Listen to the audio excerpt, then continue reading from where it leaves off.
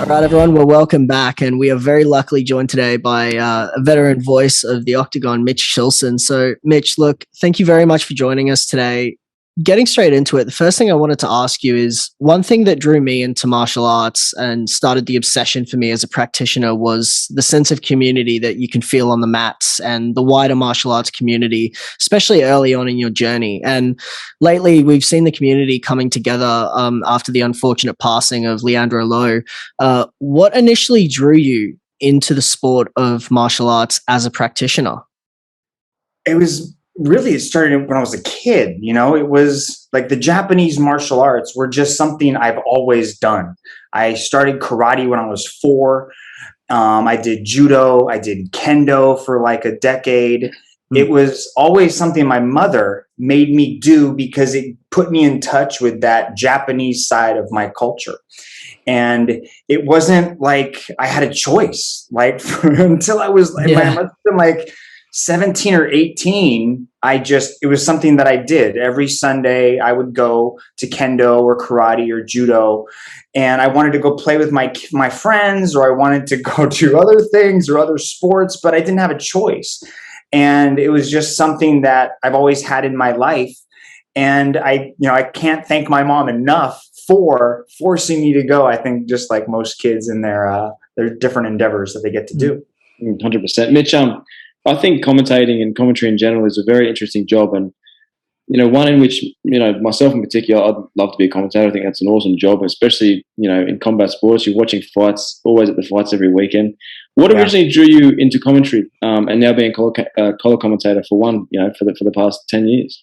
Well, it happened by happenstance. Like it was I was part of an event called Martial Combat. Martial Combat was like the first Southeast Asian event, and it was held with ESPN. And it was a series of events that happened pretty much every month.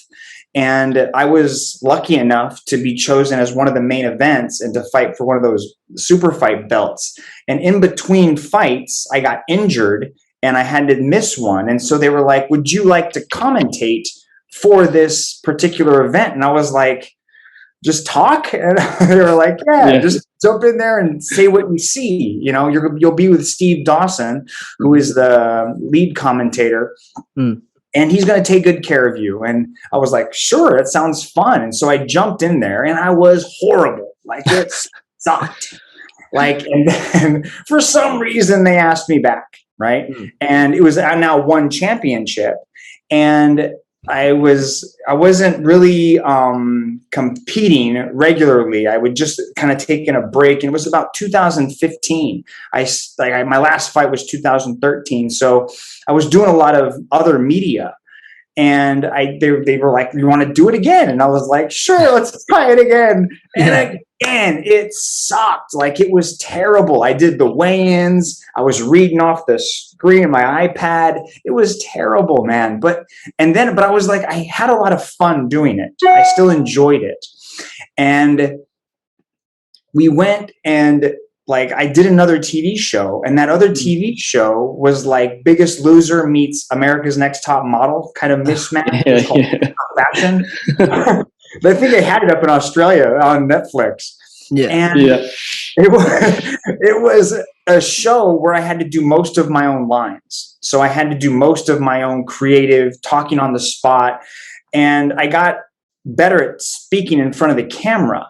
And then I went back and they were like, would you like to try the commentary thing again? And I was like, oh, this time I'm ready, right? I went back, I watched fights with the sound off, and I really tried to get into the zone of what I would like to hear as a fan. And that's kind of just, and ever since then, they were like, do you want to keep doing it? And for some reason, they keep asking me back. And, now it's been almost 7 years of just the wildest ride. And I can't believe that I'm lucky enough to get to be the voice, of one. And it's so much fun. And if you want to do it, my advice is to start doing local competitions and just do them for free. Just be like, do you want, somebody to commentate this? Are you guys going to stream it? Are you guys going to record it? Just let me commentate this thing for free, and getting your sound bites out there, and, doing as much commentary as you can, and get people used to hearing your voice. Dude, it's the funnest job. You're literally like the highest paid keyboard warrior out there. And, I get to break martial arts down for a living, and it's definitely a fun job, Yeah, for sure. So, Mitch, we hear some top-level fighters describe themselves as martial artists, whereas some will label themselves purely as a fighter. Do you think there's a fundamental difference between being a fighter and a martial artist, or do you think they're somewhat intertwined? I think they're very different. If you ever listen to an athlete or a martial artist or a fighter speak, and the way that they talk about representing themselves in a competitive arena, you're going to hear the words are going to be very different. A fighter kind of inflicts violence on someone for a paycheck, right? Like if you ever watch that reality show that the other organization does, people I was listening to them, and I was listening to them talk, and they were like, yeah, I get to inflict violence on somebody and the police can't do anything, and I get to get my rage out, and they do it as a release. They're doing it because of the fame, because of the money, and on the other side, a martial artist, they compete to improve, to test, or to express themselves, right? And I think that's the biggest thing, is that a martial artist will do it for free. I mean, I can't tell you how many times I've competed and I had to pay to do it, right? Oh, yeah. Those IBJJF costs are pretty near and dear. 100%, those are real martial artists, and it's I know it's kind of been said before, and it's a little bit cliche, but you develop your character with martial arts. You learn more about yourself by pushing yourself to the limits, rather than just going out there and doing it for a paycheck. And, I found that it's just, you improve yourself on so many different levels when you're struggling to breathe. If you do big competitions, I'm sure there's no better feeling after a good roll. And I think that's the biggest difference between a martial artist and a fighter. I think it's a very good answer you gave. I think the biggest martial artist I can think of personally is Demetrius Johnson. Obviously, one championship favourite, but that's my martial artist. But Mitch, obviously, one championship has a much bigger audience and reach throughout Asia than any other organisation out there at the moment. But with one championship now moving exclusively to Prime Video in the US, which is a big move, do you think there is a possibility to sit on par or potentially leapfrog, companies like UFC and Bellator in terms of popularity? Leapfrog is that's a bold term. I think that UFC is definitely the market leader in mixed martial arts. They definitely have the bet. I mean, I can't tell you how much UFC I watched during the pandemic. I mean, that kept me going. But we're a little different, we've got so many different sports. And I think that's going to be the biggest difference is the other elements that we offer, the small gloves, Muay Thai, you've got the kickboxing. Now we're introducing, submission grappling into the mix. We're a different product. I kind of thought about it a while ago. I was like, I don't know if you guys remember, I might be a little bit past your prime, but I think you guys were a little bit young at this time. But when WWE was kind of like the kingpin of wrestling. Yeah. Oh, yeah. And then WCW came out and they just did things different, Yeah. And that's kind of what I relate one to, is that we're a different take on it. We're a little bit more wholesome. We have a little bit more of the martial arts Bushido code behind everything that we're doing. I mean, if you look at our senior team, like Matt Hume, Touchery, those guys are high level martial artists, so they kind of run behind the scenes stuff.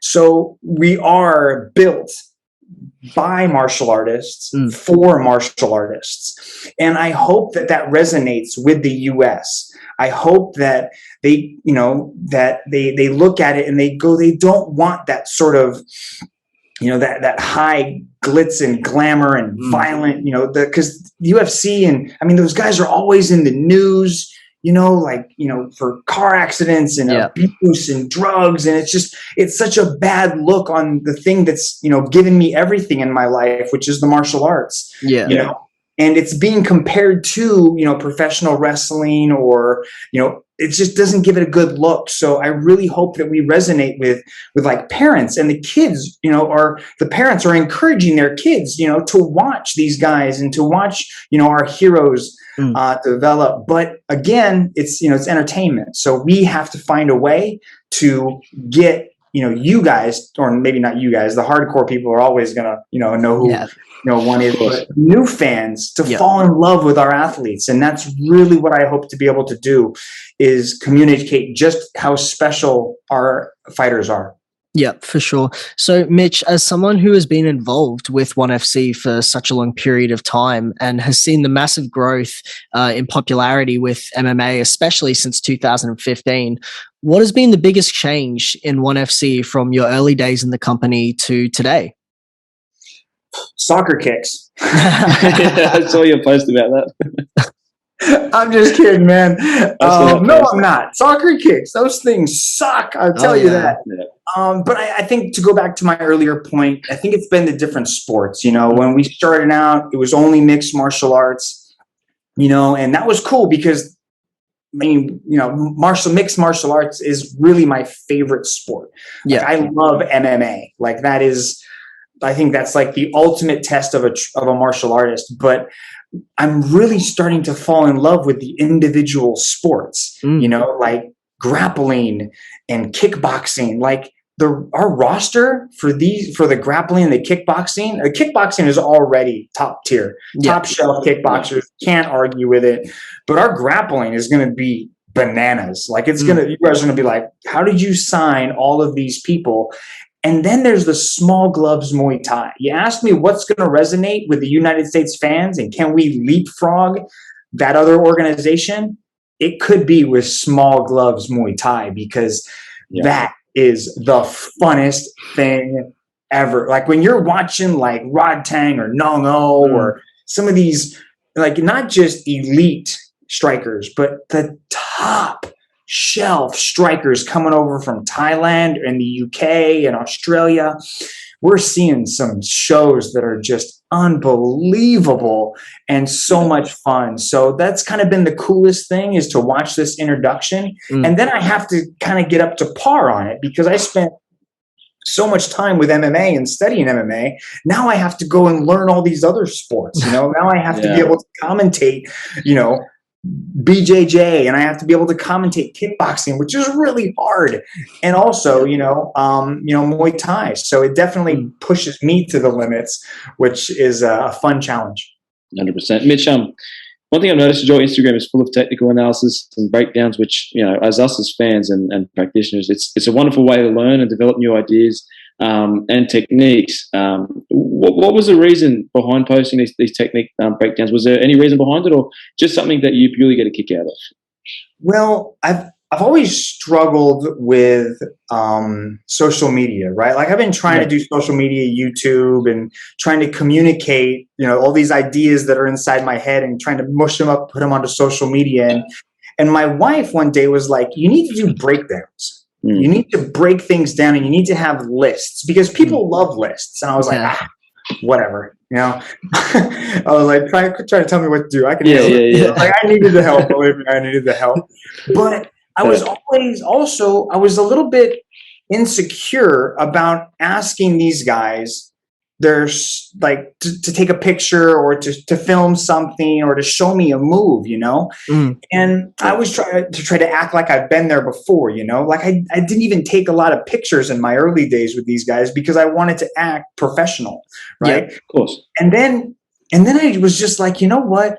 I'm in an opportunity where not a lot of people are ever going to be around so many amazing martial artists. I have to take advantage of this. I have to start putting myself out there and start asking questions, because a lot of the time, no matter what it is we want to do, even for you guys starting this podcast, you have to get out of your own way. You got to quiet that little voice in your head that says you can't do something and just try to do it. And that's ultimately what I did. And it turned out to be an incredible way for me to learn about these guys, to spend, all this time studying their moves and not just watching tape, which is something I've always done, but to break down the intricate details of what they're trying to do. It's been amazing. And my own development as a martial artist is like really improved, and I can just see things differently, and I can commentate better with it. And I can, because they show me something, right? Sin Samut, sort of clean me, right? He actually showed me how he was going to stop Liam Nolan's left roundhouse, right? Yeah. He's like, this is what's going to happen. Because I knew it was, I was like, how is this going to work? He's going to throw the left roundhouse kick. How are you going to defend it? And he walked me through step by step how he was going to do it. What happened? Liam Nolan throws the left high kick at the beginning of the second round. And since someone steps in, boom, levels him with that left hook. And I'm like, oh my God, that's what he showed me. So it's the opportunity to answer your question, it's both. It's just fun for me and I get to learn, but it's also my way of helping the fans, get that inside information. And I don't think I've ever seen it. Like I've never seen, a commentator get in there like this and to really start to dig into these athletes. So it's something unique, and I hope to continue it. And it's interesting because there's no limit. There's no ceiling on what I can do with this thing. So it's cool. Yeah, for sure. So, Mitch, obviously one has some exciting fights already lined up with the rematch between Mighty Mouse and Adrian, and Tang challenging a very dominant champion in Tan Lee for the belt. Are there any fights not booked yet in one that you would really like to see? Yeah, there's a few. I've thought about my, what was the coolest fights that we could possibly make? Definitely Adriano DJ. That has to happen. That was kind of like my first one. There's a few rematches that I kind of want to see. I do want to see Stamp versus Angela too. Yes. That'd be a great fight. I think Stamp might need, one more fight to get back into that. I don't know if, Angela's got another fight or what's going to happen with that, but I want to see Eddie versus Shinya.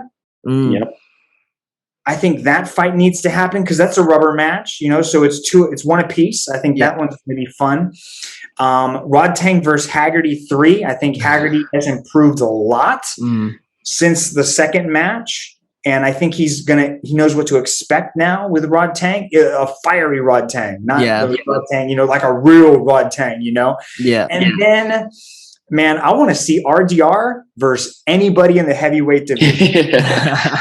Same. It doesn't matter. What I really want to see, I want to see RDR versus Buchecha. Ooh. It's a great fight. Ooh. Definitely Anatoly Malakian and, Ajang Buller got their thing to settle. I know that's there, but if RDR can go up to heavyweight and get 3 belts, then that's it. We need to be part of the company and just say, okay, we'll get you some pay-per-view points or something because that guy is just amazing. And he makes it look easier and easier because it's one thing for him to tell us what he's going to do, but it's another just to run through these guys. Like, he's going to be fun to see at heavyweight. 100%. Mitch, look, man, last question from us. We really appreciate you giving us some time, so we don't want to keep you too long. I know you finished the workout, so last one from us. Touching on that fight with Tang Kai and Tan Lee, we have a bit of a personal interest in it. We've spoke to Tan a few times, and we really look forward to that fight because it's an incredibly exciting rematch and two well-rounded mixed martial arts going at it. What are your thoughts, and how do you see that fight going down? I mean, look at their records. It's really kind of ridiculous that Tang Kai and Tan Lee have really been streaking through the featherweight division. And they got very similar records in terms of when you look at the finishes and all the knockouts, and they've just been leaving a pile of bodies in their wake. Like everybody, they've just been wrecking people, and they both hit really hard, but they've also both got pretty good chins. I've seen them get cracked, and I've seen them take the shot and keep going forward. Tan Le is very elusive. He's got excellent movement, and I don't know if Tang Kai is going to be able to hit him as much as he's going to need to finish him. He could outpoint him.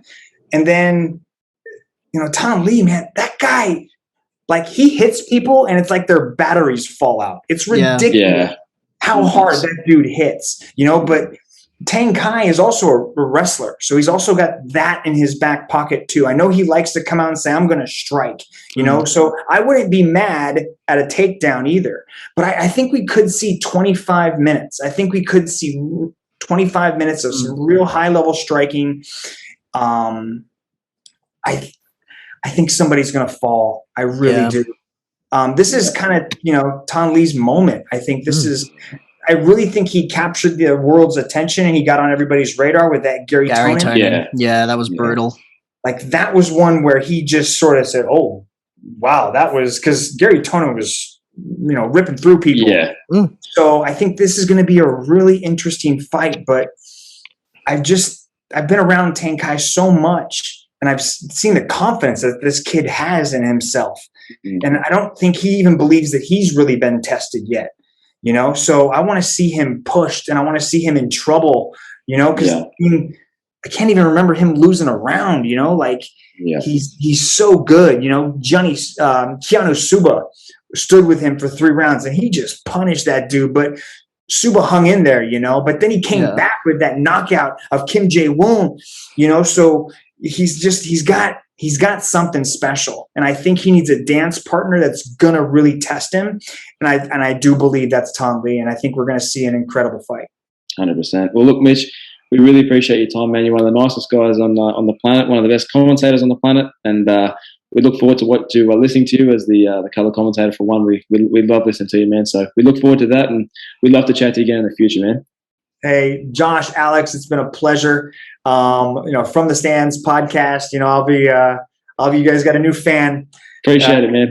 So I'm looking forward to seeing this episode, and I appreciate your time and appreciate you guys reaching out. So have a great rest of your night there in Australia, and talk to you guys later. Awesome. Thank you, Mitch. Man. Appreciate it, mate.